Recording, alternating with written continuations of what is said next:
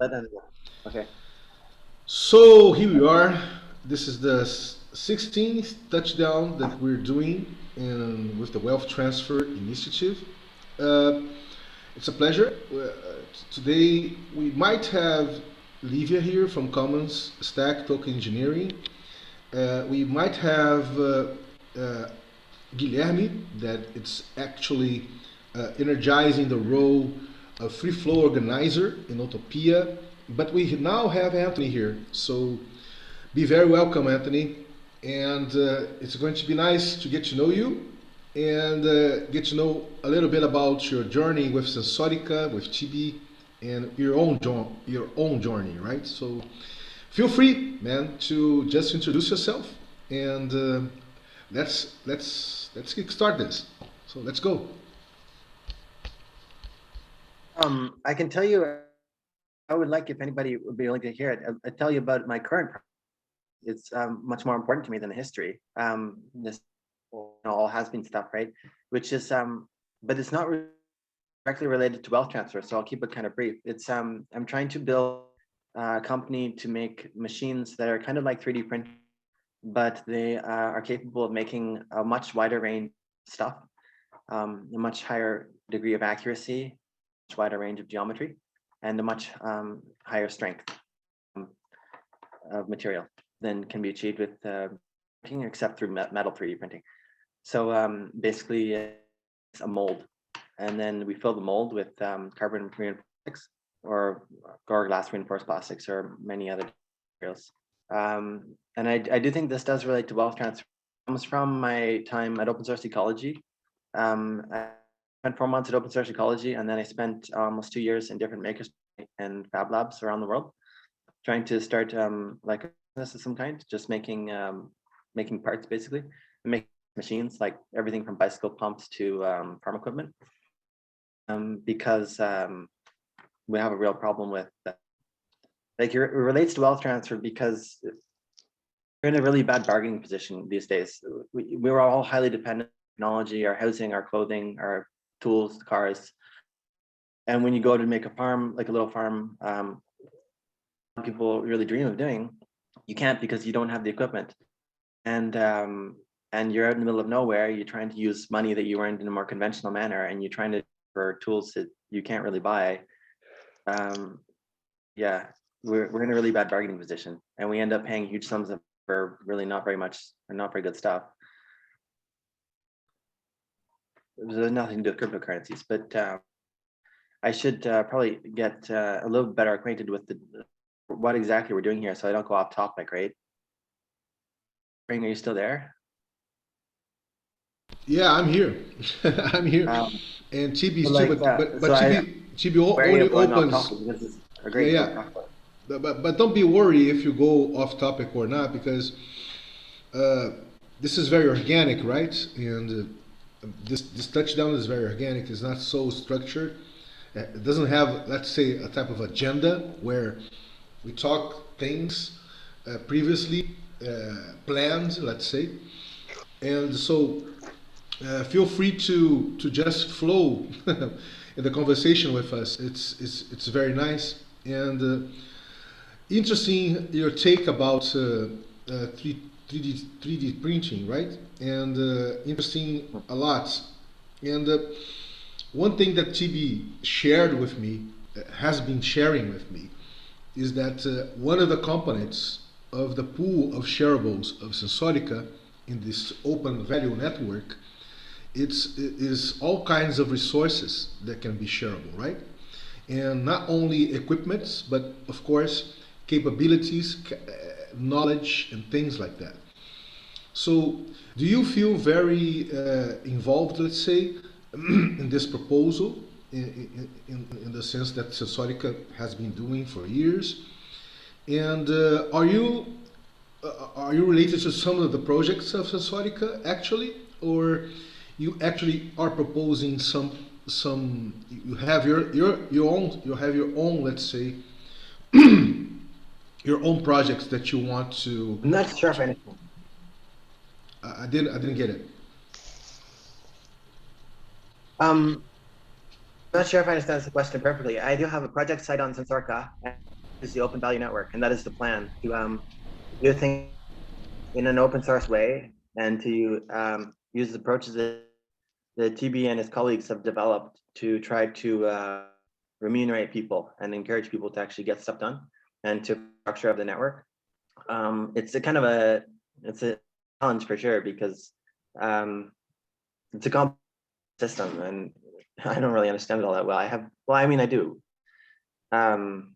There's always room for improvement, right? And it's also still developing, right? So the polished system, yeah.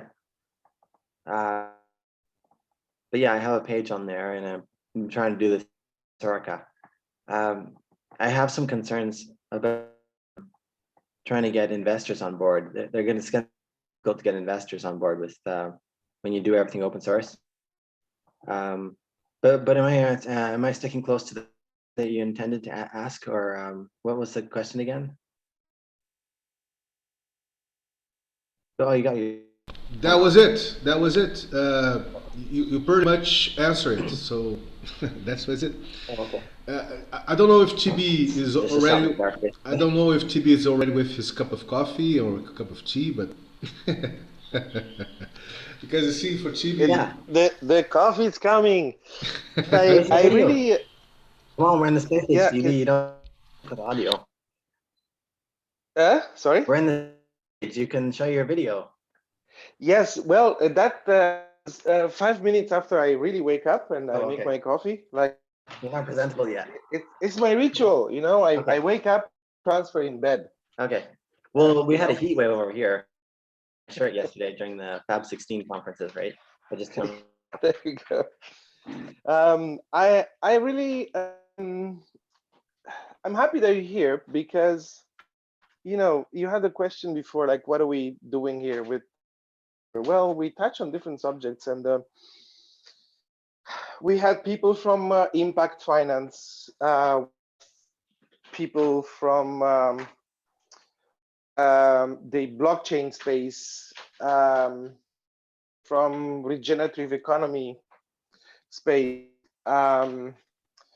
you know, that went through this. We have people from social intelligence, and here's somebody thinking, manufacturing, which is pretty unique. So what we do here, we ask the question: are there new types that are emerging?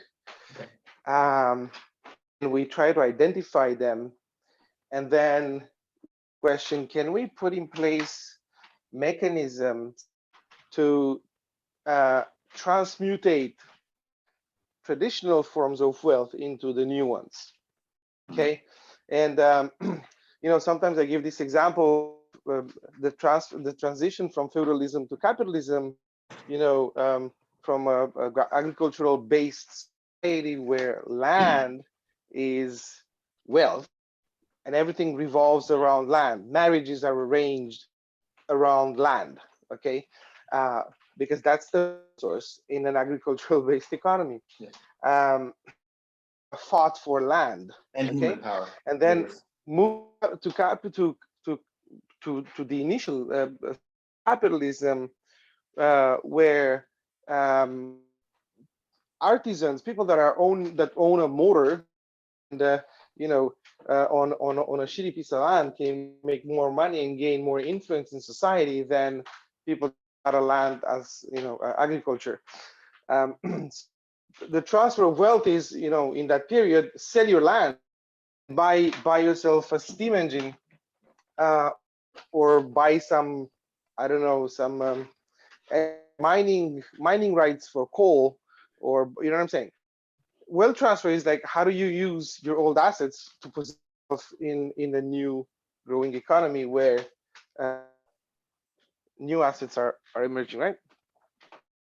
And then we've seen the economy, you know, and new assets like the, how do you say, the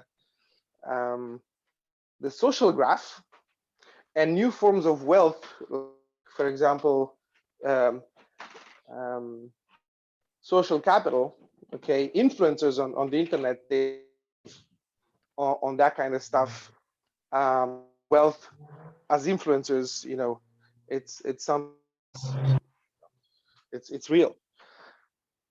This is just examples. Like, what do you mean by wealth? What do you mean by new assets? Kind of things that were not there before, or were there very small scale, like the social graph capital for influencers. We did have influence, but the energy just start on steroids, right? And anybody can become an influencer. It doesn't matter your previous social position or social status, become a huge influence within a short amount of time by going on YouTube and Facebook and doing something, right? So Yeah. so Yeah. so we things and we identified different types of wealth, like regenerative. At some point we were talking about regenerative capacity, an economy. It's a new form of wealth, so on and so forth. So maybe I have a question. Yeah. When it comes to making stuff and manufacturing stuff, all that, maybe I ask you a question. Like, do you see new forms Yes, in the, because yeah. So I'm thinking you talked about capital, right? And in terms of, I suppose you're a Twitter master of a huge following that's worth quite a bit now. Didn't exist before Twitter came along or other social media.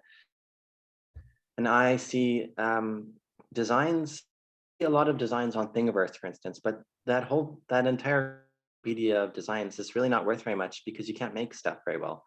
And like, if you want to, like with our Grains for Good stuff, we want to make the auger, and you want to make the screen that goes around the auger, and you want to make the gearbox, the motor, ideally. And you can download stuff like that on GrabCAD, for instance. You can probably go and get most of your stuff, and you can use the Grains for Good or the on-shape design for the extruder.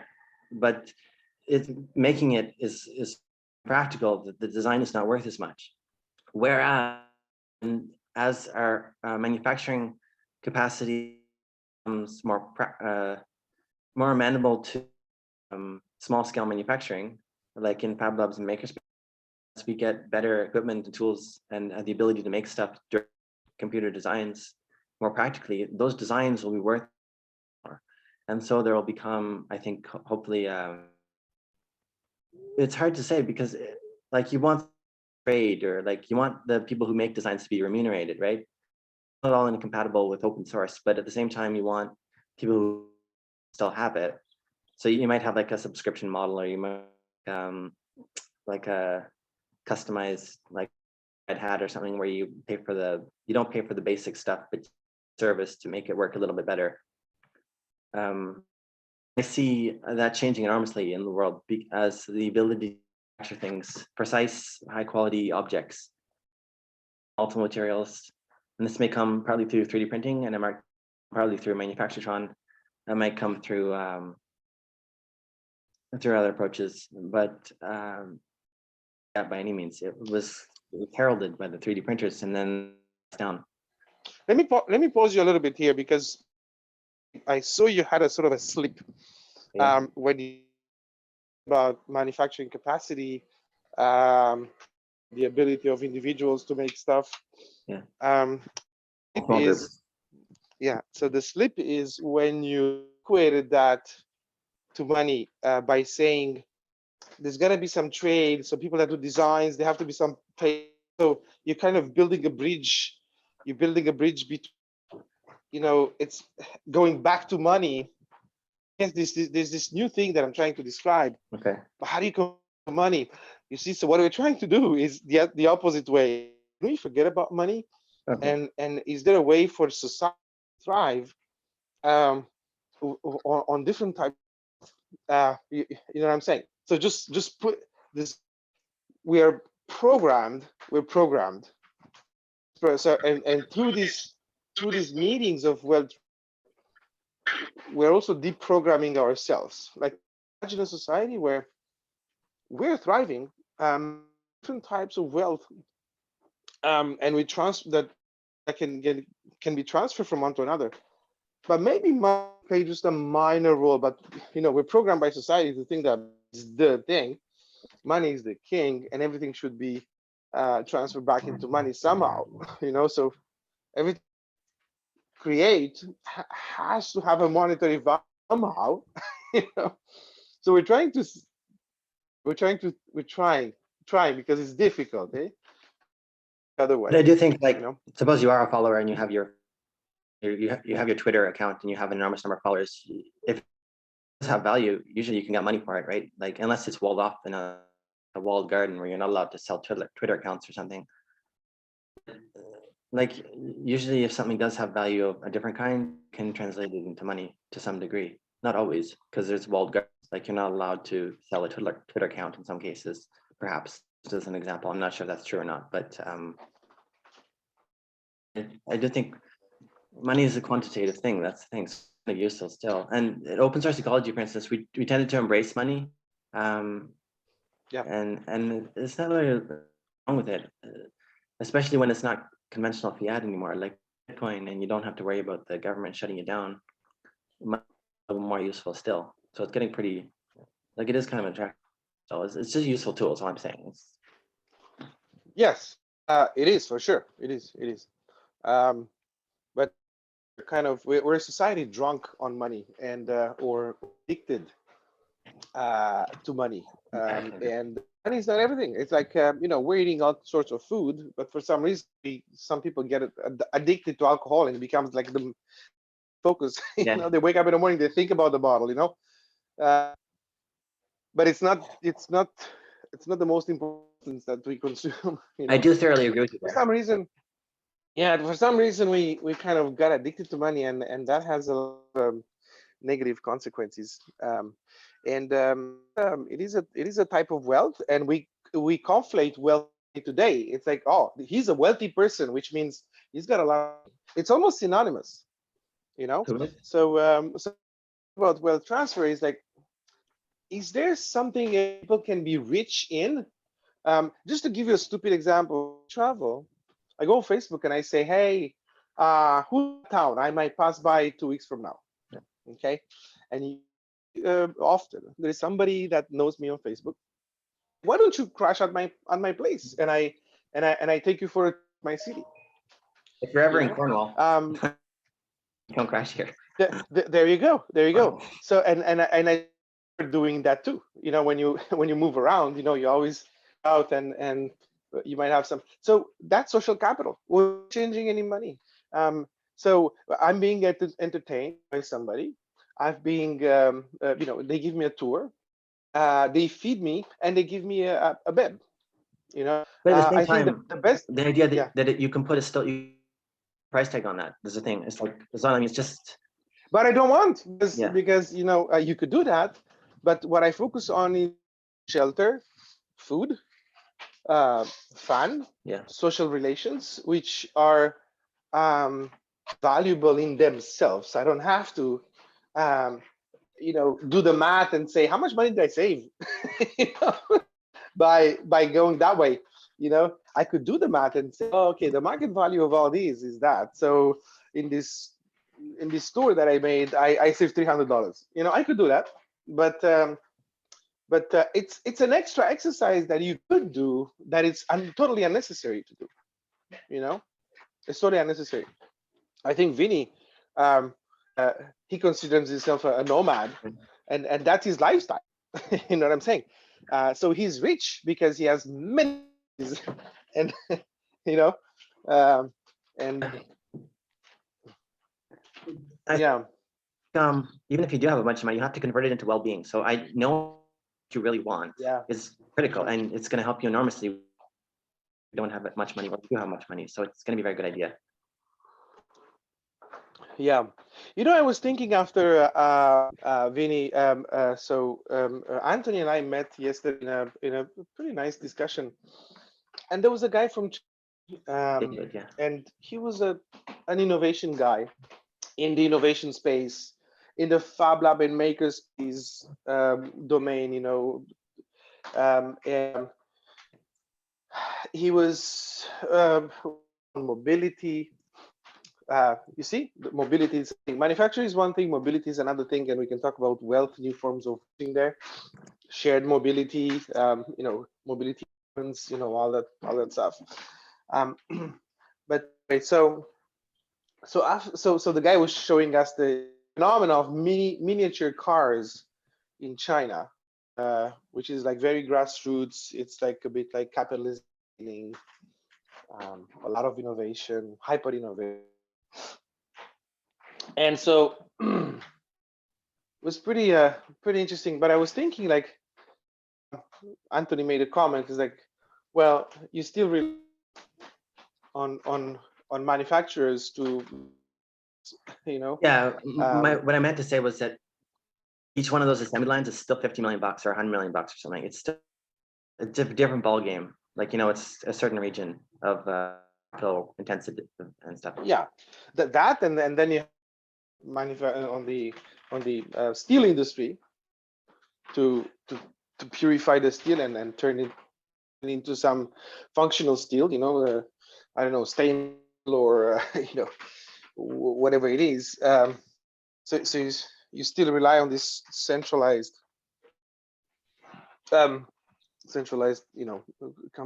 processes. Yeah.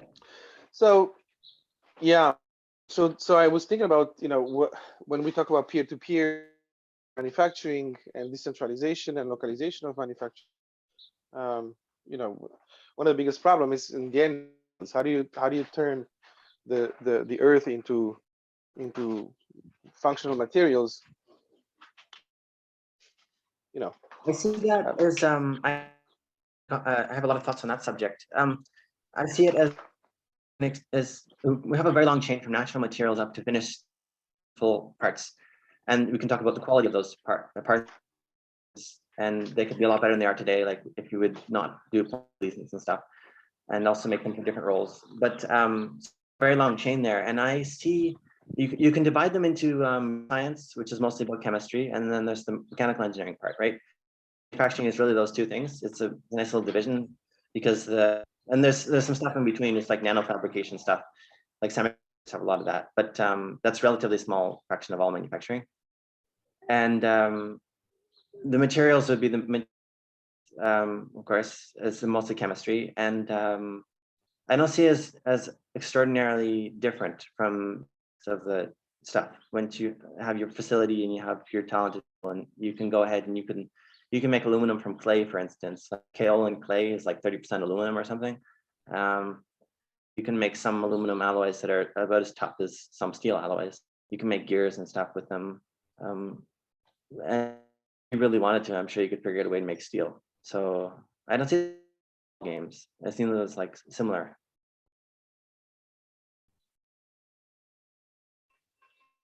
Well, guys, when you look now in the space of sorry, go ahead. No, let me just welcome Atos here. Atos is here almost 10 minutes. Hey, Atos, be very welcome. Morning for us. Oh, sorry. Yes, be very welcome. Sorry for interrupting, TB. Continues, please. Yeah, I just wanted to observe a little more because Anthony brings this perspective of making stuff, right? So if you look at the space of making stuff, we see these forms, and we can ask the question of wealth is emerging into the making. We see the platforms where people share their designs. So there is some commons. There is also some remix capacity that also emerges. So people share designs, and then we, let's say, co-own or gain access to designs that we can produce. We can 3D print something, right? Very simple. Not talking about making cars, but we can start with simple stuff, right? And see a trend. Have a commons, I don't have to go to the store to buy an object. I can download a file and 3D print it. That's one thing. So we have these commons emerging, okay? But then in the process of thinking and designing stuff, you also have some mix power, which is that a lot of people have made stuff and it's cataloged somehow, and I can recombine these parts in a way to make some new stuff. That is the power of remix. So I have A, B, and C, and I can put B and C together in different ways to obtain some new. Okay, we call that the adjacent possible sometimes. You know, maybe you have A, B, and C, and you just attach a little bit of D, and boom, you have something completely new that you've created. So we have that kind of new thing, the power of remix, right? Yeah, which is an asset that speeds up innovation. What else can you see? Like, what else can you that was not there before, or if it was about a small scale, you know? Well, that's a good question, and I need to think about it. But if I could just go back for 1 second, this next thing is fundamental to the development of technology itself in many ways, and it's been around since forever too. But we've been losing it a lot too, because the companies deliberately make it so that to do that, to take parts of things apart, difficult to get fundamental basic components. Like you need a pump instead of a washing machine, and the washing machine has a pump in it, but you can't take the pump out because it's like welded in there or something, and it's the wrong size, and you can't get the size you need. So so I would argue that it's not a new form of wealth, but in some ways, but we're also losing it in many ways, this remix capacity. So we have to fight to keep it and expand upon it. But is there anything else that's new like that, or else like that that's expanding? The ability to not so much remix, but to or remix at a fundamental level is expanding, because take concepts instead of just remixing. Right now, we're very much mixing existing parts. If you want to make a custom part, a custom pump or a custom bearing or something, then you're pretty much facing enormous cost. You can't do that. You can only use what's off the shelf. But as manufacturing improves, for instance, I know your question was more open than that, but again, since interest, I tend to focus on that. We'll be able to implement concepts which are common, like the Lichholm screw is one thing it's been around since forever. It's been around since the 1800s. Concept though, you can't buy one, and they would be useful in the Greensford device, for instance. It's just two rotating screws that would forward the pulp forwards in a way that's in many ways just having a single screw, because it's a positive displacement device. The thing with the single screw is that the mush can go backwards, it can rotate with the screw. It can slide instead of being forced forwards. But screw it can't go backwards. It can only go forwards. It's forced forwards. So that would be great. You could get much higher pressures, perhaps, with the Greens for Good device, but it's a completely abstract concept. We'd have to make our own parts with a CNC machine from the very beginning. And you can't even download. You might be able to download a CAD file on GrabCAD of a Lichholm screw or a spine. But so this, the ability to make abstract concepts become real, and then we can remix at a much deeper level. We can take, there's all kinds of awesome engines, for instance, and mechanical designs which are very complicated, and you can't buy them, but they have just like the Brayton cycle engine. This is this marvelous engine. This is developing them. You can get 50% efficiency. It's to a Stirling engine, but it's extremely simple. And but you can't buy them, and you'll never be able to buy them. So I think, yeah, that's one example. The best thing on the top of my head for kind of wealth, remixing at a deeper level, a much deeper level than ever before. Not just arts, but also concepts, abstract concepts of all kinds that have been buried for history and stuff like that. Yeah, but I appreciate a lot what you just shared, Anthony, and I have some thoughts about it, but I would like to welcome Guilherme here, would like to welcome Sam. Hey, Sam.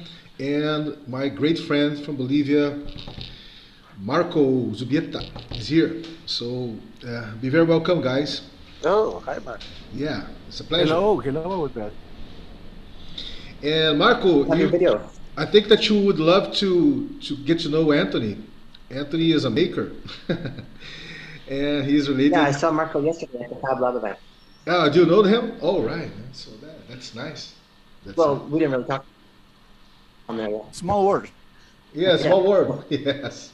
yeah, a little too small. We got to grow this thing. Well, that's what we're doing, right? Yeah, totally. Not a maker. I'm a wannabe maker. You want to be a maker. You're a wannabe Yeah. maker. I thought you remember on Tab Lab. Yeah. That I'm going to. You see, Marco's energy is you're looking to the photo, right, Marco, and in the his you're looking to the in the left side is his daughter, right? Is it your daughter, right, Marco? So Yes, yes, exactly. that's your main fuel, right? Your main source field, fuel for life. Now, actually, isn't it? Yeah, Yeah. totally. How are you doing, Tiberius? Tibi? Yes, yes, pretty good. Pretty. I hope finished the event well yesterday. I had to leave, but it was very interesting. The put together. We missed you in the central event. Yes, I couldn't. Yeah, I had to go because I had a very important in the evening. Uh-huh. It is just a start. So Yeah, but it took off. Well, we only had like 20 minutes, right, left, I think. no. And 15 minutes. 15 minutes. we take all the day until 7:30. Oh, Yes. Oh, I thought it was ending. I thought the time allocated was 3:15. For Yes, but we already gave a new slot immediately after, yes, and yes, then yes. Okay. we Yeah. continue and we ask permission, to Yes. continue until 7, and they say Okay. no, Okay. could continue anytime you want. So Okay. Perfect. the event is finish 7:15, something like that. Very good. Yeah. I don't want to disrupt this meeting. Sorry. No, but you already disrupted, so it's okay. Oh, and Sam, man, what a pleasure to have you again here in this weekly touchdown.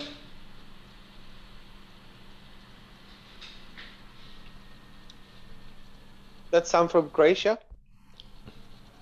Yeah, I don't know. It seems. Thank you. Yeah. So Sam, are you in Croatia then? That's pretty cool. no audio for me. Okay. No audio, no video.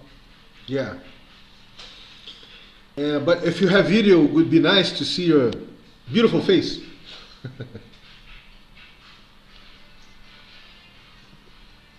That'll be a data thing. Yes. Okay. So, guys, So what is the? TB and Anthony was here just elaborating, let's say, a perspective around remixability of materials or all sorts of technologies or that could come up becoming a new type of wealth, let's say, a new source of wealth, of generating wealth without the boundaries or without the constraints of the actual wealth generator that we have. So we were exploring this. So I don't know if you guys want to continue on that road, or we could expand to other places. Could expand.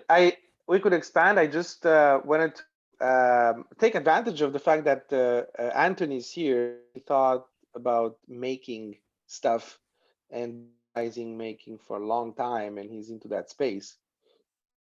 but we can move along. Marco is also in that space too, into the Fab Lab movement, and decentralizing production, commons designs, global commons and local production. He's pretty much in that space. So I'm trying to see what's the makeup of the group today. So, and can something magic, creative come out of this position? You know. I'm always on the lookout for other people who are interested in thread that I'm interested in, or that I'm so focused on, because it seems to be relatively uncommon. Like there's the Fab City book, for instance, and I read the book. They had no interest at all in the actual manufacturing processes. They're all just assuming that it's going to happen or somebody's going to do it. And everything on eventually having some kind of fabrication facility that can make real things, real useful stuff. But nobody seems to be really interested in actually doing it. So I've always come.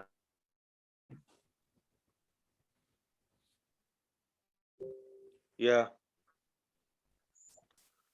So yesterday was very helpful because Vinay gave us a lot of that, and one of the things that he table is about the way that Materium is working, and under Materium there is a protocol EPFS, Interplanetary File System, right? So that is for me, and it is a preliminary assumption. I think that our first the role we need to start in to approach distributed everything, because what happened is that there is of cooptation. You know what I mean when I say cooptation? No, co-optation. No? Or using the term for something that wasn't intended for? Yeah. I want to explain a little bit. It's like, let's say the good guys do something very interesting, and to put on the common, for everybody, right? Using social media, using the web, whatever. And then comes a company that has other interest to make it commercial, have it in a way that it is not for the good everybody, but it is just for more and more money. Okay, so they use that company. Maybe they're going to pull company and use the mission, use the branding, use the work of them, but very different agenda. So that company that originally a healthy shift in the network will get a lot of people that is confused because they see they are still on that way, but they anymore because they was already purchased a big company that has another, and they do, so that in that situation, what happened is that there were adaptation, and it is something that has a lot in last days becomes commodification of everything, and that is something that we need to take care of. We couldn't allow that the commons, the common goods could be commodified. To sell you everything. They want to sell you in a bottle. They want to sell you water in a bottle. They want to sell you everything that is common good. So that is a perfect example. Marco. Yes. I just want to pause here a little bit. It's a perfect example of what we're talking about here, the wealth and wealth transfer. Like we're trying new types of wealth and processes to transmutate one form of wealth from another. What you just mentioned, a bunch of people creating commons as new form of and capitalism preying on it. So essentially transmutating these commons into a commodities, and back into money. Yeah. Right. Yeah. So you have a nice example of interaction of two economic systems, two value systems, and some sort of leaking or transmutating, but it's a negative transmutation because one party gets on top of the other one. Okay, it's just that comment. I like that topic because it's precisely what this is about, like wealth transfer. Go ahead. Can I share something, guys? This is Sam. Yeah. Totally, Okay, totally. Go for it, man. Go for it. Okay. Sorry, my connection's a little bit tough today. So one thing that came to mind, and I think it could be useful to the overall discussion, is that introduction started talking about the good guys. And I want to share an anecdote I reflect on a lot in my life. There's a writer that many of you know named Kurt Vonnegut. Kurt Vonnegut is an amazing writer. And the things that he's known for is that he never wrote stories with villains. So he wrote stories about war and Nazis in them, and they had soldiers, and they had, you know, inventing what you would maybe consider despicable things. But when you're reading these stories, nobody ever comes off as a villain. And if Kurt Vonnegut was writing a story about economics, capitalism probably wouldn't come across as a villain either. It would just be a system which is a manifestation of itself.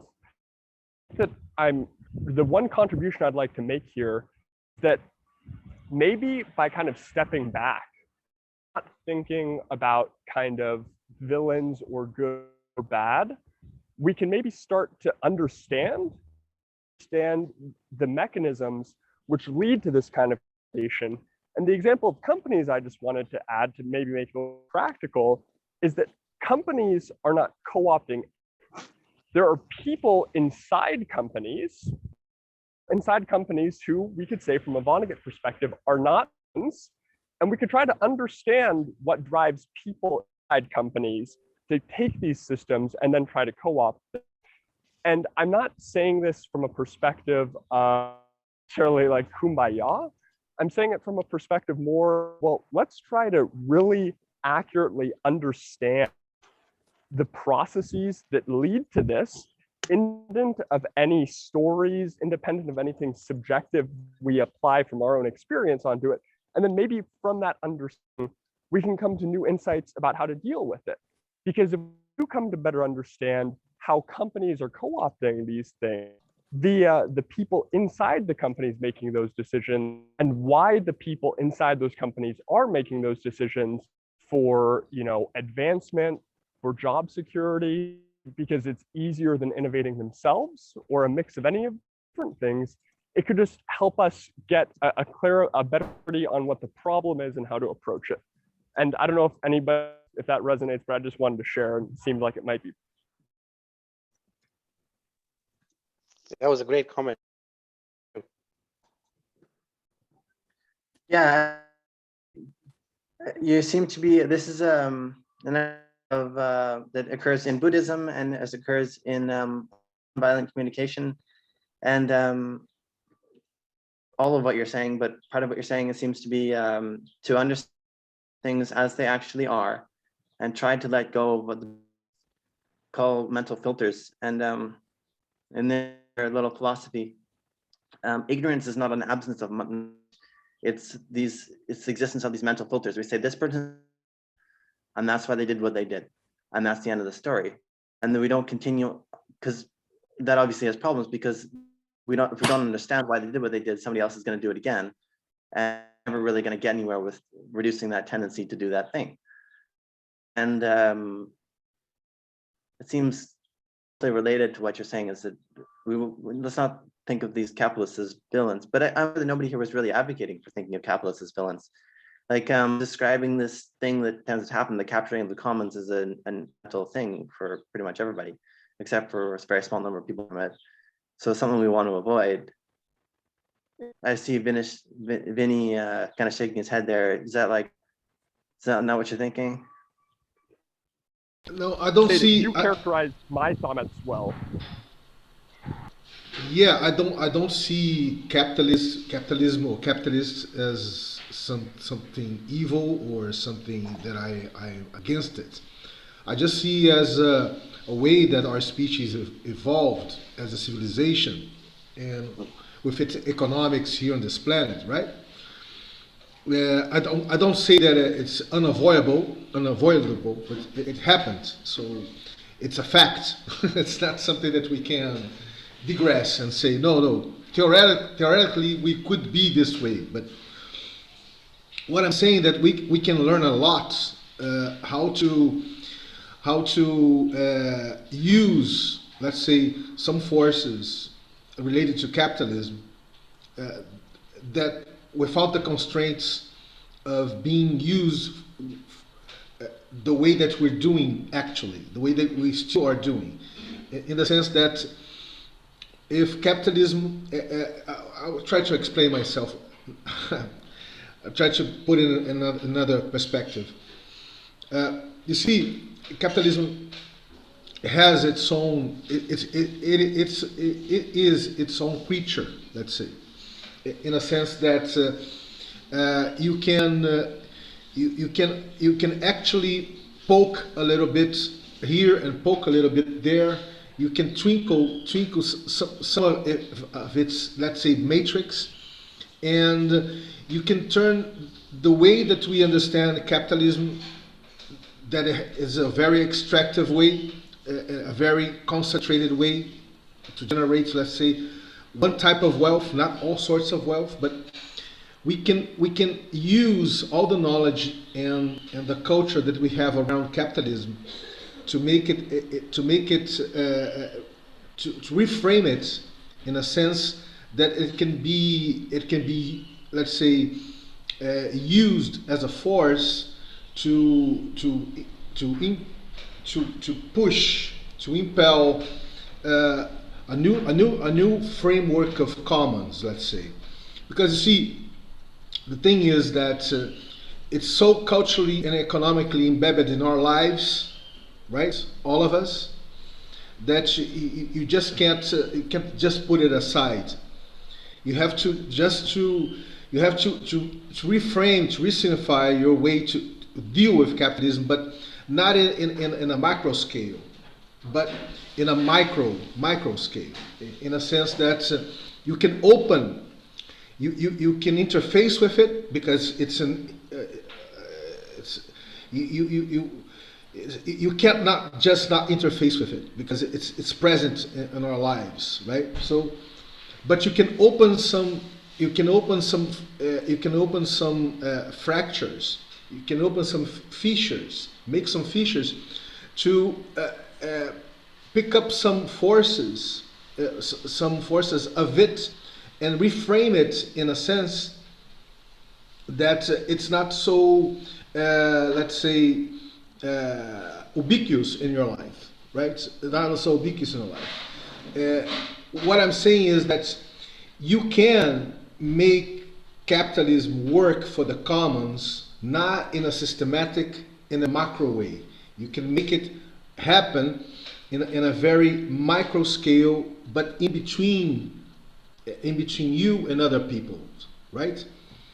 That's what I'm saying. That's why I make my expression, Anthony. So because I'm the living proof of it, right? I literally live in a way, not only myself but with other people. I live in a way that I'm embedded in a capitalist society, as you are, but all of my living is doing in a very commons way, right?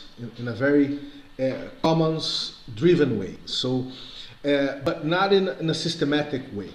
Like I'm doing a project that will transform a city or transform a neighbor, or I'm doing it in a way that people open themselves to re-signify the way they live, right? And they open themselves to welcome the commons, let's say. The culture of commons in a very organic, interactive manner, not in a very systematic, or institutional manner. I don't know if I could make myself understandable, but I'm just trying to. Yeah, I know.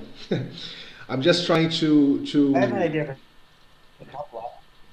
What? I didn't understand When you that. say capitalism, I mean, there's a lot of. I'm gonna close the window actually.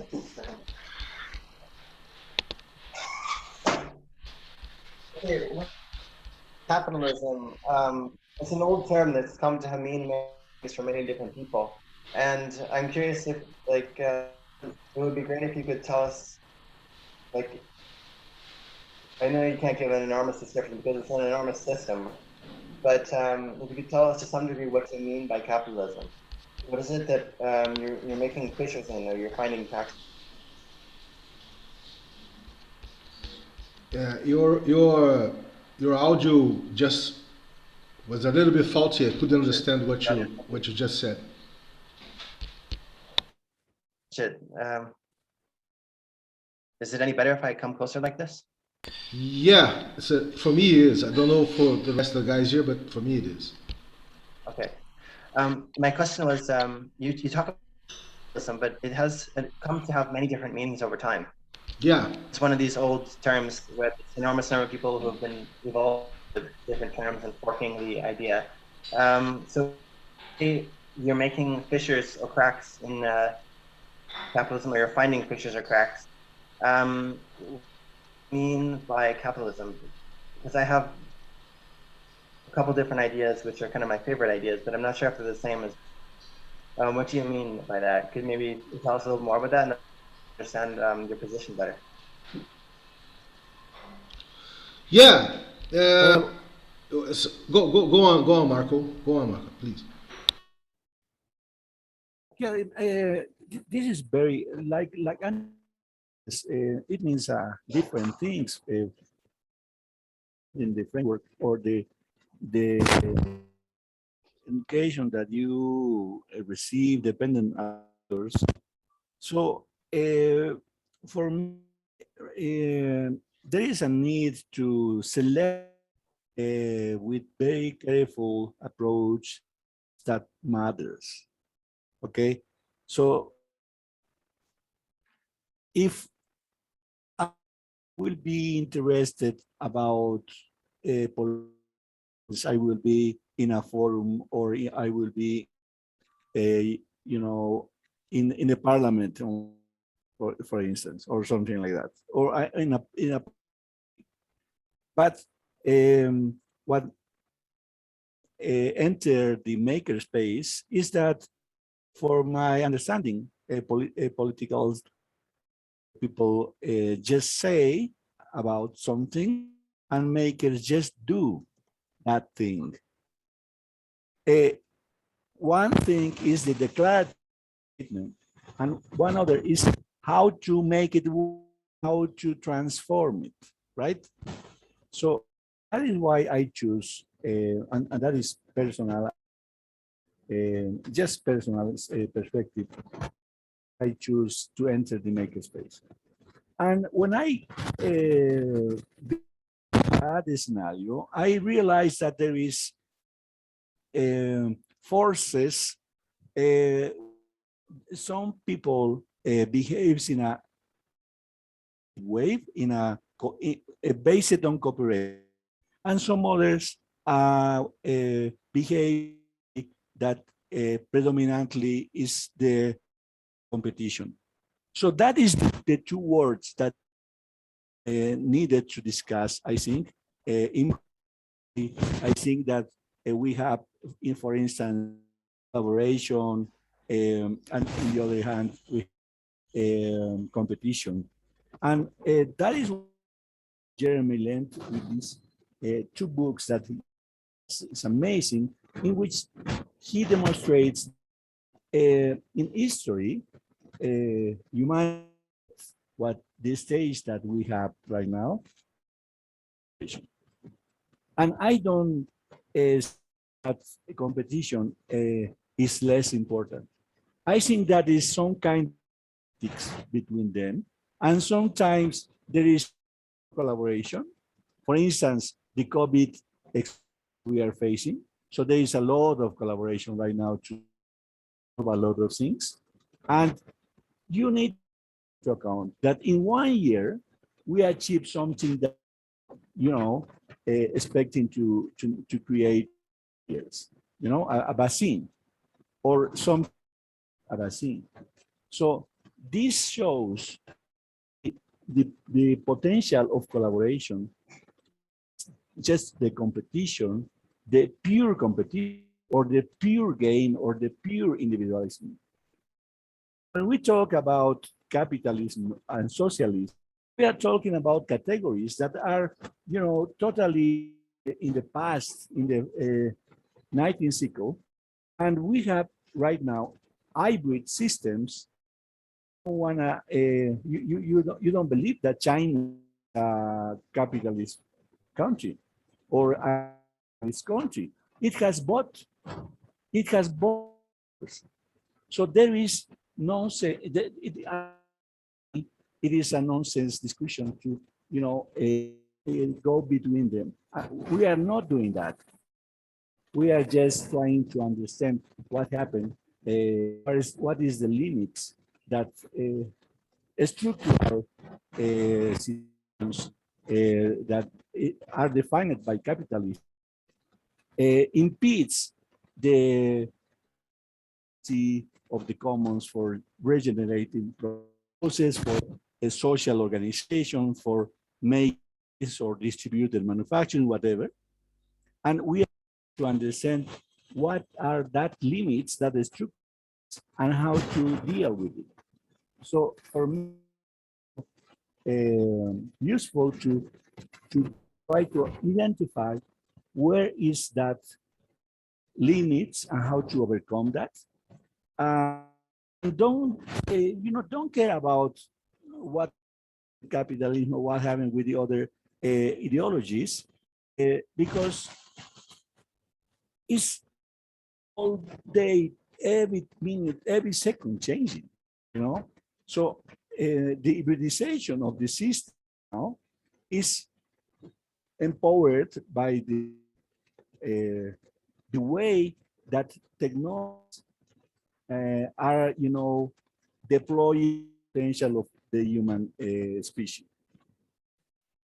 You have, a smartphone that is powerful, and you have it on your hand, and you use it just for do some calls. That is crazy. But never ever we had amount of power in our hand.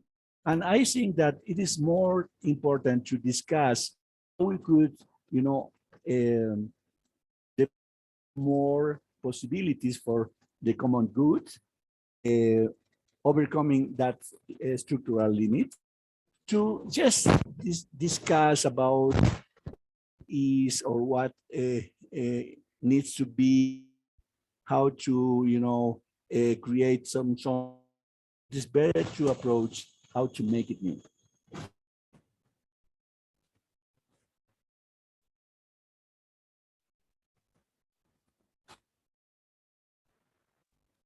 I missed a little bit of what you said there. Chair and stuff. The sound isn't very loud, and that you say that you miss last word. sorry, what? One more time?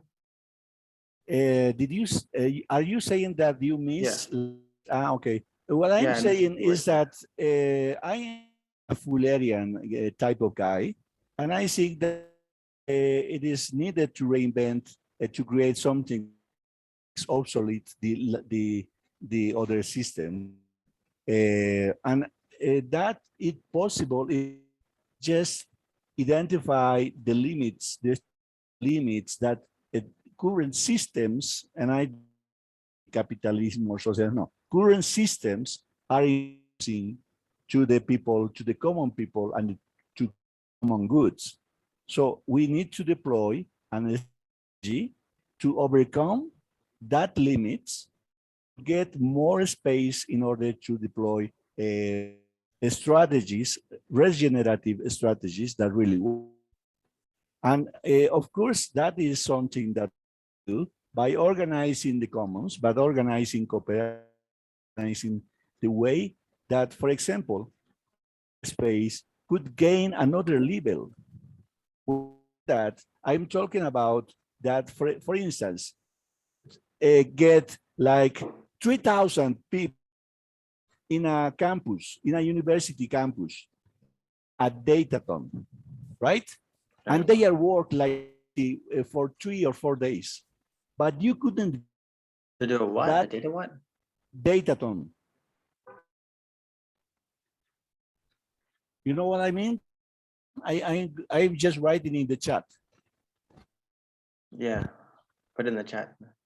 Oh, datathon. So they're just Yes. going to record data of some kind? I'm saying that we need to go to another level. I'm saying that the space couldn't get that amount of attendees, that amount of participation. At Datathon, you have like 2,000 or 3,000 attendees in a working like crazy in a weekend.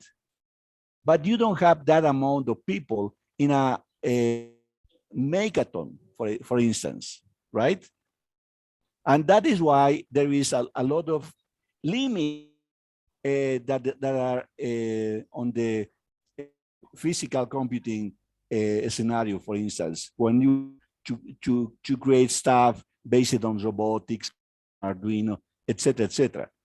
So it will be interesting if we could achieve a market worldwide where makers could attend, you know, 2,000 or 3,000 in a weekend, solve most pressing needs and more pressing requirements from the society related to surviving, related to over the challenges that we are facing due the catastrophic scenario that we are facing. Right? And all is that strategies need to be based on commons, because that is the main issue that we are facing. We are facing lack of water, lack of good, lack of, you know, the basics, the very basics. So how to create force, a critical mass in order to deploy a strategy that could create solutions for, you know, in fact, to for a wide area and for a lot of people. I think that has more sense. And when you try to think about how to break that limits, I think that you will understand better how it works and what is possible about changing the systems. What's the limit that we're talking about? We should introduce point too. I don't want to, but it's just that while setting up his point here, and I don't want to just let it, right? What is the limit that we're overcoming here with this massive collaborative Distribution, event? logistics. But it's not solved. You still have to get everybody involved. They have to be in communication with each other. I mean, what limit have we by using a large datathon style event? If you have tried to organize make the ton, not a datathon, but makers, Yeah. you will have to deal with a lot of issues because everybody laptop, and it is quite easy to, you know, have a connection and make it work. But it is not to have all the other tools that is needed in order to a solution for a maker thing, for creating a thing, right? Physical hardware. Yeah. Yeah, but that's not solved by a datathon. I mean, you still have to have somebody somewhere actual prototypes, right? So you can have a large number of makerspaces collaborate, each person in their own makerspace, but you still have to have people still have to have physical tools, right? Yeah. I think that the challenge that I have is about distributed manufacturing, for instance. Okay. Let's see that we have some level of amateur makers. There is some company that are trying to approach startups that are trying to approach distributed manufacturing, right? So if we try to understand the problems that they are facing in the making of that distributed I think that we're going to get a better understanding about how the world is behaving right now. Because we talk about capitalism, for instance, we're talking about, a scenario that, it's like 20 years ago or 10 years ago, something like that. We need to understand the system in real time. And when we approach that nuances, that problems, that when you try to add appropriate logistics, in that moment, in that very moment, you have to solve the problems to overcome the limits.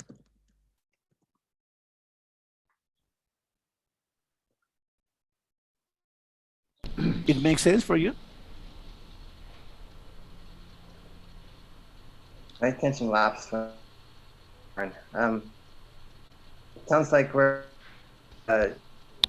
I'm very much interested in distributed, and the limits that occur that have arisen many times with. There's been efforts like 100K garages, many efforts to try to, and open source ecology has many times to get people to do hardware like development, but through the cloud. And this is, so there's two ideas. Well, when you're talking idea, if we understood this, well, yeah, I agree. And so then I start talking about the understanding that I've developed over time.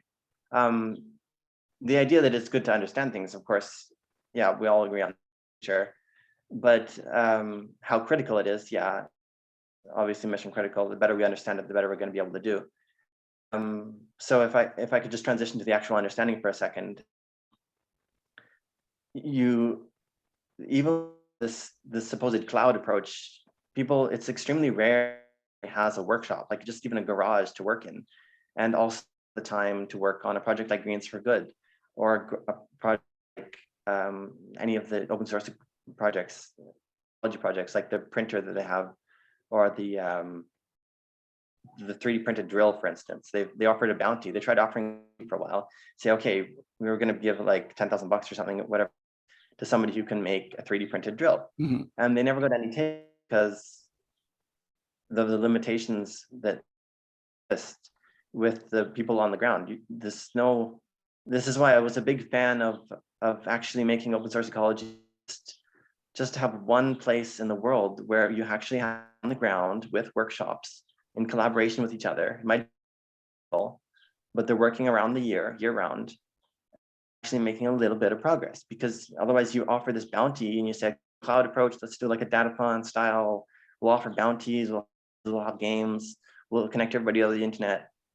But people with boots on the ground that actually have manufacturing equipment and skills all together are extremely rare. And when they do, they usually have to take care of their own needs by making something that pays the rent. And the bounties usually aren't good enough. And so that's the barrier there. I mean, when it comes to physical, you need that hypothetical cloud that has all the stuff needed to do what needs to be done doesn't exist. They're rare. Yeah. Yeah, it's very because this is what Sensorica is actually trying to do, right? We understand that you need a form of organization to sustain these, because a hackathon, an event for making, it's good for brainstorming and identifying some concepts and making some designs, but when you want to put a solution out there, you need to have sustainability for a certain amount of time. So you need an organization, you need an economic model, you need an infrastructure, you need methodologies, all that, governance.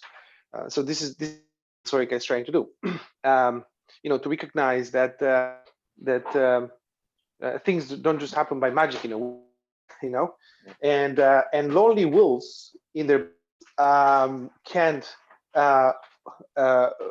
just operating on collaborating or collaborate. Lonely wolves in basements with 3D printers, they're collaborating online. They can't replace the that we have today. I call it capitalism, whatever you want to call it. So the idea of, let's have some shared labs somewhere where people can congregate, get together, and whatever it's like can be coordinated online, and whatever is can be coordinated in the physical space. And let's give this physical form of property regime so that it becomes shareable and nobody enclose that space for other type of activities. So you have governance involved and all that. So this is what we're trying to solve as a problem, to replace traditional innovation, production, and distribution. But one of the things that is very interesting here is away from capitalism and capitalist dogma or communist dogmas, and go back into the topic of wealth transfer. Practicing this a lot in Sensorica, and the Greens for Good project is the best example I have for this kind of thing, because it's real, right? We're doing it. It's the realization that traditionally fabricating, making stuff, okay, fits into this paradigm of solutions are commodities. Okay, so I need to grind meat. That's a need, right? It's a need. We need to grind. Let's take another one. We need to grind grains. Yeah. We need to make flour. Grains. Okay. Well, that's a problem. So within capitalism, the solution is, well, I will make a product for you, sell it to you, and you'll own it, and you'll grind as many grains as you want. Or is your problem transportation? Okay, fabricate a car for you and sell it to you. So here's the solution that comes as a commodity, and I'm transferring you the solution. I have some capabilities there, manufacturing, okay, and then I put an organization together. I make something and I sell it to you, a commodity. So here's the solution in the form of a material product, solves your mobility problems, or it solves your grain grinding problem, okay? And then you own it, and you own it private. That's capitalism. And what we're trying to do, it goes into new forms of wealth, new economies. What we're trying to do is, why do we always have to commodify solutions to problems? Why can't we design stuff, material stuff, and make it, prototype, fabricate it, but in a way that is not a commodity, that is not necessarily private property? How can we move away from these things? Okay, and what is the new wealth that we're creating? What if we create cars that own themselves? Just dream, right? Why don't we create cars that own themselves? And so nobody owns them, Or but trees. they're designed. Just a second, but they're designed to be shared. They're shareable by design. Okay, so it solves a mobility problem. We don't have the notion of privacy, and it's not built as a commodity. But the people that make that design it and fabricate it, there might be a network of, okay, and there is a way for them to themselves. Is it through money? Maybe not. Okay, is it through some other mechanisms? Maybe not. Okay, so this is where we're going now. Then that's the process in sense. When we make the Green for Good extruder or protein extractor, plant protein extractor, we don't make the commodity. We don't see ourselves as a fabrication facility of a device to sell it to other people as a product. So then they own it as private, then they can exploit it, through capitalism. Like they have they offer a service. Bring me your vegetables and I will give you protein back, and pay me for the service, whatever, what I'm saying. So we're moving away from that. so what, now because Andy, and Marco are here, and they're very much involved in fiction and making stuff, um, I think that's a sort of a disruptive idea. It's like we're fabricating, we're building a platform for innovation and fabrication. Okay, so how can we? Is there a possibility? Is there an alternative that does a map into the traditional ways, private property, market exchanges? You know what I'm saying? Ownership on all that. Is there a possibility? And the signs are there. The signs are there. Yes, these fab labs are not privately owned manufacturing facilities. They're shared spaces. Machines inside, they're designed to be shared. Okay. Yeah, but they're also the way operated as a service. Usually, it's a company. Well, that's the slip back of capitalism. This is that's the limitation of creativity of people. They open a fab lab and they run it like a service. This is why the Sensoica lab is not a traditional lab or makerspace, and we don't run it as a service. And when people walk through the door, we say, "Welcome. This is your lab." We're not saying you're a customer to this lab service. We never say that because it's not that. Okay, it's a shared form of properties and we say it's your lab as much as make use of it and as much as you take care of this and replenish it and mop the floor and pay rent and do this and do that. Okay, we're moving away from lab as a service, which is totally bullshit. I mean, it's just a stack into capitalism. Yeah. But there's a tendency even for if I have the possibility of trying to bring the manufacturer onto Sensor, which would really be nice. I don't know if there's room for it because it makes it tough, but in my journey through Fab Labs and Makerspace, I found was that when you're trying to build upon something, you need some shoulders to stand on. And the for-profit enterprise that I have in Vancouver, for instance, it was called Maker Labs. And it's better than many of the community-run services as something to stand upon. Even though it was run as a conventional capitalist service, they had no that they were doing that. So what I mean is that we just still have to prioritize, and I'm like a little bit of there's the horrible capitalist approaches, and there's some which are technically capitalist, but they seem to work pretty well for the customers. Like my brother has now gone to work for Maker Labs. He did the same thing. My identical twin now works in the same place that I used to work. And it's because that service was relatively good, and the guy wasn't purely greedy, like the guy who ran the place. I forget his name now, but the means he chose to pursue media life was actually still capitalist approaches, and he did a pretty good. Like in a way, I'm not that.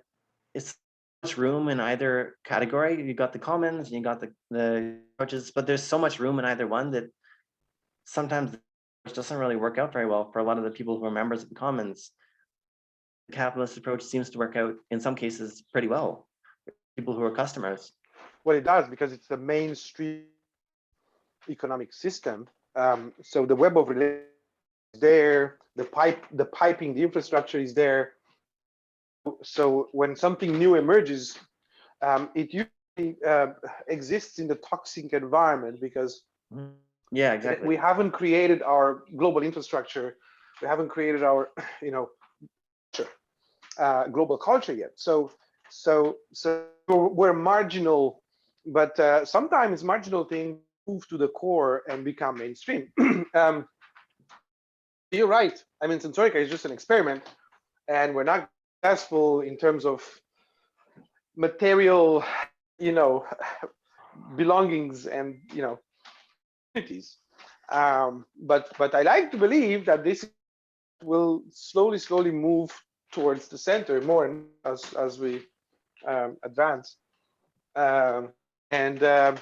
And yeah, for practical reasons, you go the Fab Lab as a service capitalist model, you find more stuff and you find more opportunities, which is not which is normal for practical reasons, you know. But if you want with something like totally crazy, you know, you come to Sensorica.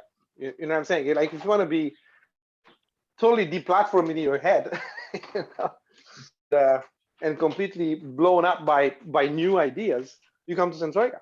You know, probably the wealth that we grow. Okay, thinking outside of the box. You know what I'm saying? And good stuff. Like if I was based in Montreal and for me there, I would very much like to base myself there. You have more interesting people and have much more interesting situation. But still, it's just not a magic solution. Versus capitalism, either one can work out, but yeah, definitely the commons more. Like it does tend to work out better in many ways. Just that you get the capitalism sneaks back in again in many ways. We call it capitalism. You get the people who control everything, even in your commons-based environment. Sensorica has been remarkably successful, partly because they have you involved at a high level, a very advanced worldview. But in cases like you're going to get people coming into the hacker lab or whatever, and then they take over and they start ruling over everything in your back. You don't have a very situation anymore. Yeah, but I don't want to monopolize the space. Somebody else would like to. Yeah, sure. Sorry. We haven't heard from Lauren. Lauren's new here. Hey, Lauren, you want to introduce yourself? Yes. Been blabbering on and on. I was like, I know that was pretty bad, wasn't it? No, yeah, I thoroughly enjoy it. I just wanted to add that I think that in common space, we just don't have the social technology to support our like great ideas, and it becomes very difficult. And this spaces like I think that are run well, it's very to do this, like, you know, decentralized. So the spaces in common work are actually pretty utilized around like a charismatic figure. So it makes it seem like it's more decentralized than it is. So we have a long to go in terms of like the social structures and the culture that will actually to develop our techniques, perhaps. Larry. Governance, maybe. Hello, Larry. How are you? Larry? I'm good. So I'm in LA, and it's really. You're in LA. I was trying to ask you the Messi shirt right now. Yeah. You know what I mean? If I have the what? Messi shirt. Messi shirt? No, I don't. Yeah, the sales of the Messi yesterday achieves % of what the club spending on Messi in the first year. That works. That is the way that this works. And the implication of football and geopolitics is very, but it is just agreeing for What's that. the Messi shirt? Is some kind of product you're selling? Is that more? What? Could you help me, Vinicius, about? Hey, are you guys having problems to understand each other, or it's just the faulty internet access of everyone here? Oh, Messi. Shirt. Messi. Oh, yes. The Messi shirt. I don't know what it is. Yeah, now I understand it. Yeah. Doesn't matter much. How's Athos doing? Athos with us? Are you there? Yeah, I'm here. Hey. Listening. Do you have video? Yeah, I'm here. It's because I'm too. How am I supposed to say? Of the bandwidth, internet bandwidth here in Brazil is not that good. Are you in Brazil? Are you? Yes. So to save bandwidth, I turn the video down. Turn off the video. but I'm here. I'm listening. You guys have a makerspace or something in Brazil? Maybe you could greens for goods and get some parts made or something. Actually, I'm trying to start on. I know Vinicius already work with some people in Taldao. There are a lot of maker communities, and I wish to try to connect with them. So we have of hardware needs here because and we have to up a lot of servers, and yes, the community will help a lot. Yeah. Maybe you can make some wealth of a different kind. Just like in Toronto, we had this great, it was a tool library actually, but it had makerspace attached to it. And it was really nice to have that. You couldn't buy that if you wanted to, especially unless you're a millionaire, I guess, in downtown Toronto. But it was a good community, but the thing is that you could never make anything except art there, and so people had very difficult time justifying such amounts of time there. Yeah, it was good. And where is this happening? That was in Toronto. Toronto. Yeah, it was the Toronto library. It was a tool library, but then it had a makerspace attached to it. And the great thing was that they aided everything in the tool library. So every time you needed a tool, you could just go to the tool library. So if you needed anything, it was quite nice. Whoa! And it's physical, you mean? Yeah. Not digital, not Yeah, wow. physical tools.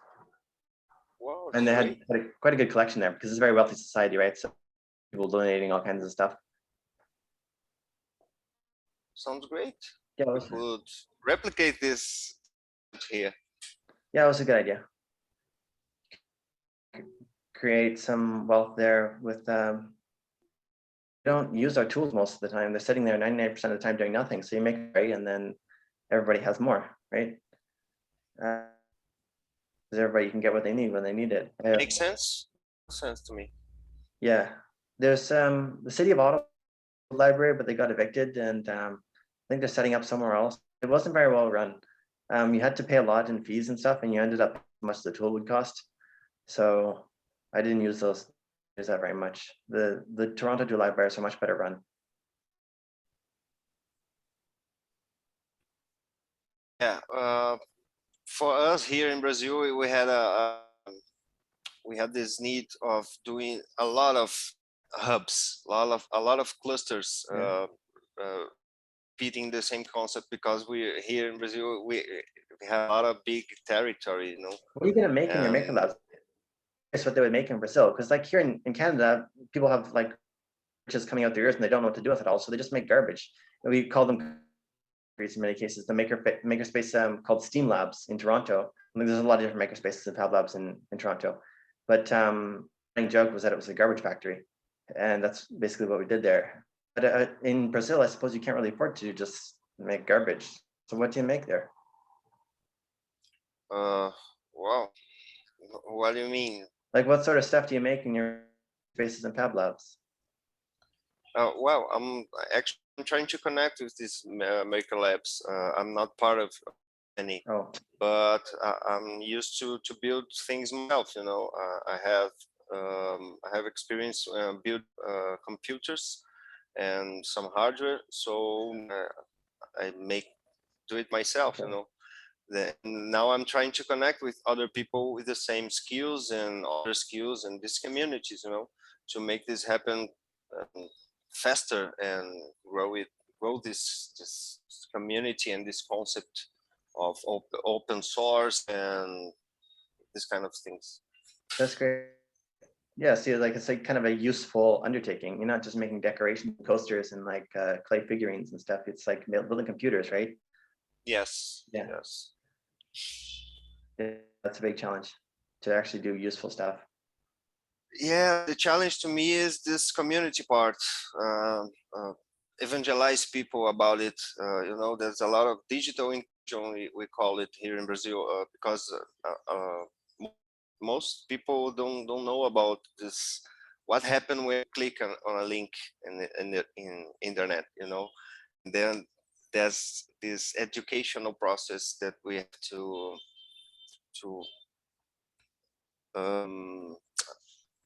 we have to aggregate this educational part. We have to instruct them, and wow, that's a lot of work to do here. Yeah.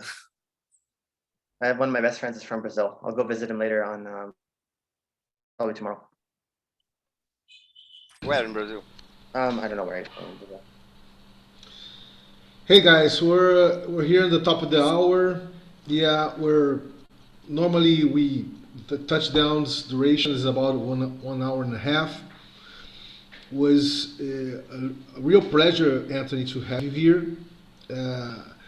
What I love about you, quite directly, is that you're really interested. So you're asking the questions, you're sharing your views, right? So it was nice to hear you, to get to know you. And to be in a crowd with us appreciated instead of reviled. Yeah. Yeah, and there's a lot of things that I could add what's just Ato said, because you see, when you talk about hacker or maker spaces here in Brazil, they're mostly related to political parties. Really? Yeah, really. They're most related to the guys that are from the left side of the political realm, the left wing, right? In a sense, the political ideology. So you have a lot of political activists that has their maker spaces, their hacker spaces, but you don't have the conception of a common space like you have in Montreal, like you have in Canada. And when the city, when you have in the city a maker space or a maker space, a public maker space, it doesn't work.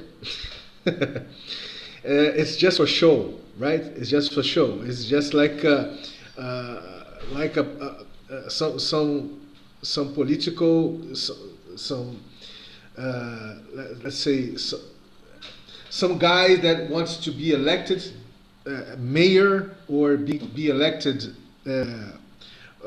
for government in a city level or in the federal level or the state level. He just puts this on his agenda, and but it's just for show. It doesn't work, really. The only one that works really is in São Paulo. It's the only one in the whole country. You have some examples in the south, but they're very rare. So, because Brazil is a very paradoxical country, man, in the sense that you have a very, very extensive open hardware culture of doing things here. Like we call it gambiarra, but you don't have a good term to put in Portuguese. Put in English. I don't have a word to put this word. I don't have a word in English to put this word called gambiarra in English, right? So folks are very creative. They reinvent a lot of things in their houses. They don't have, let's say, a real, let's say, maker space in their kitchen or their garden, but they are very creative because they don't have purchase power, right? So they have to reuse things. So they reuse, they combine, they remix a lot of things. So you have something. This sense is not perceived as an economical driven thing, right? It's not a market driven thing. You don't have, and it's not captured by the guys in the maker spaces or the hacker spaces here. So it's a very cultural thing. Where you look here in Brazil, there's someone doing some type of gambiarra, right? I'm going to write the word here for you too. Yeah. Excuse me, Vini. I just made a research on Google, and gambiarra we could translate to a quick fix or kludge, a MacGyver thing. Like what's MacGyver used? We say gambiarra. What's it? You Americans. You guys know MacGyver over there? I thought it was an American. Yeah, it's like MacGyver. That's it. Yeah, I saw some of the show. My science teacher back in was a big fan of it, and he would show it to us. He would show us the episodes. They're all so unrealistic. Like I used to see MacGyver when I was a child. Yeah. Yeah, that's why MacGyver. It kind of inspired me. That's why MacGyver made such success here in Brazil, because culturally speaking, everyone is a MacGyver, right?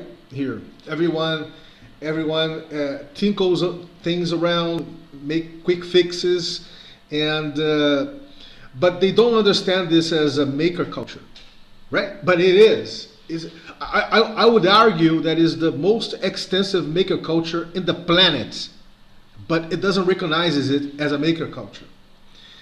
It doesn't add value for it. It doesn't have economical value for this type of culture. You see, even the folks don't relate this to the commons. That's a very interesting take, isn't it? And I was just hearing Atus and you speaking for, wow, man, just forgot to say that and when government tries to do this here, it's pity. It's nothing really, because they don't understand that this is not something that the Brazilians at general understands as something that is making some sorts of innovation, right? It's some sorts of innovation or incremental innovation or likewise. They just understand that this is a way that you don't have the power to purchase things. You don't have the money to purchase things. So you have to reinvent things. You have to resignify. You have to remix things. So I will argue that every Brazilian knows how to do this, even me. I have some sorts of gambiarra here in this house that I made myself. So you don't have to have technical skills or software skills to do this. It's just a way to, let's say, access things or maintain things that otherwise you would have to have money to purchase it, right? As a product. So that's it. I would say that this is very interesting. This is something that TB. I would argue that when I talk about this with Michel Bowens from PHP Foundation, he was astonished, but he didn't grasp the dimension of it. It's the most open hardware thing that exists on the planet. Is this culture, this gambiarra culture from Brazil? That I can say. Well, we see lots of open source hardware initiatives coming out of Brazil then? Maybe they're just in Portuguese, I don't see them. Man, you said so fast that I didn't understand what you said. Wow. Do we see open source hardware initiatives coming out of Brazil then, because you have this culture? Yeah, there's a lot of them, but not in the sense that you understand it, right? In the perspective that you understand this, because they don't see this as let's say a very tiny fraction of Brazilian people sees this as a political matrix thing, a political opinion, or how I say to you, a political economic thing that you can relate it to the commons, and you can make this as a reference, right? How you could reframe microeconomics here in Brazil, but this is a very tiny fraction of the population that has this understanding. So, but you have a lot of open source hardware, open source and open hardware projects that in favelas, in indigenous tribes, in all over the country, but they are not captured by this capitalistic economic thing that you guys were talking. Well, I'm going to open a makerspace and have clients and things like that. They're going to buy. They're going to pay to. It's almost non-existent here in Brazil. It's almost non-existent. Well, I don't know if I don't know if this comes as a surprise for you guys, but that's the reality of it here. Well, Wrap up soon. yeah, we're going to wrap up here, and would be nice if I don't know if TB has want to react to this or even Lauren, but we can go to the to the wrapping time here of this touchdown.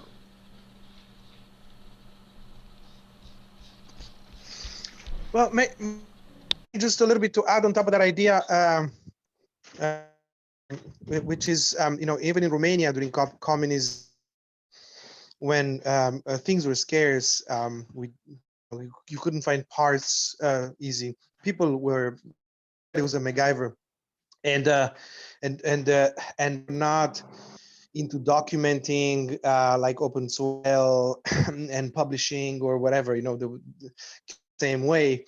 So there was a comment made yesterday, Marco's event, from Vinny Gupta, and I found it very interesting, which is that in the Western world, we rebel against corporatism and intellectual property, and institutionalized the open source as something against other institution. And so we design methods to document and standards of documentation, and we call it an open source, and we make a thing out of it, right? Whereas like Romania during communism, and Cuba and Brazil, it's just part of reality. It's what they do. They MacGyver every day, and they don't see it as they see it as, they breathe it like air. And somebody goes to the neighbor and he sees something, and then, oh, I'm gonna do my same thing at home, and that's how it spreads. So it has not been institutionalized. That's thing. It's an interesting thing, because what you see is that as people get more wealthy, materially speaking, get lazy. And if you go back to Romania now, every car was a garage on wheel. Everybody had tools to make small repairs, because cars would break every time, and people would fix cars on the side of the road. So people had pretty much every tool you need, and if you stop some other people passing by, you can build a garage in the middle of the road in no time, and change tires and change parts of the motor, and you know what I'm saying, serious repairs. But we're losing that. Okay, we're losing that. So it's strange how this capital, how this shared know-how. Okay, like if you are 15-year-old boy, and not know how a transmission work, as a carburetor, well, you're not a boy. So you grow up in that culture, and you look at your dad, how they clean the of a car, and that's part of the you being a boy. But now all that culture has been lost. All that know-how is disappearing, because everything is commoditized.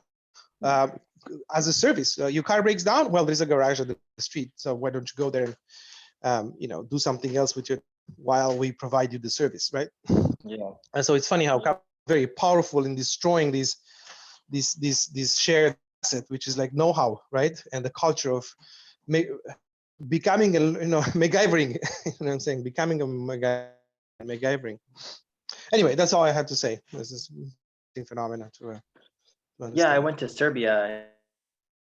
I was surprised. They used to have a car manufacturer in the country, but it was really uncommon that anyone would fix a car, as far as I could tell, and afford all their cars, since they couldn't afford cars anymore. But what I really dream of is enabling these MacGyvers. They're never going to die entirely. They might go into. We're going to get less of them for a while. Is enabling them to not be confined to this approach of merely swapping out existing parts, because like in Cuba, they do the same thing. My dad tells me a lot about how they do their cars in Cuba. Us there, so they last a lot longer than they do here. But the MacGyvers really run into some really hard problems, because you just can't get the parts sometimes, and you can't make your own parts. The tiniest thing can disable the whole vehicle, and it just stays there. In many cases, it can't be fixed, even by the most talented MacGyver. do, or one of the things I dream of doing, is enabling them to overcome not just problems like that, but maybe even make a whole every single part. My batteries or something, but I think that would really help. That would be really interesting to get beyond, just because it's too limited. This MacGyver thing has always been kind of limited. It's great, but it's limited. Yeah, that's all I have to say there. Shall we say goodbye to everybody and be on our way? Yeah, certainly. Thanks a lot, Okay, Anthony. nice to see you guys. Yeah, as Guys, I'll as see you next always. time, hopefully. As See you always. next time. Hey, we see you in person. Yeah. Yeah, yeah. I'm in Montreal maybe later today, but probably won't see you around. But oh well. Yeah, there's a lot of things to do. We actually today we expand in a lot of things. It was really good to have you, to let's say onboard you, Anthony. But we're actually going. We're actually not talking. We're talking and walking. We're walking and talking at the same time, right? We're making it happen in a sense to extract intelligence, knowledge, and things that can be shareable for everyone for this initiative. So be very welcome. Okay. Thank you. Okay. Bye bye, Lauren. Bye bye, I'm gonna go. Chibi. Bye, Atus. Bye, Anthony. Pleasure Bye, as everybody. always.